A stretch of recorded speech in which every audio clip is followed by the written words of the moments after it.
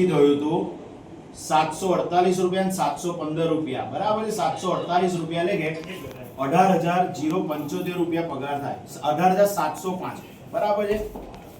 હવે એ વખતે અત્યારનું લેટેસ્ટ છે, બરાબર, અત્યારનું આ લેટેસ્ટ છે, બરાબર છે. 2 મહિના પહેલા મિનિમમ વેજ ગુજરાત સરકારનો 25 દિવસનો 12,758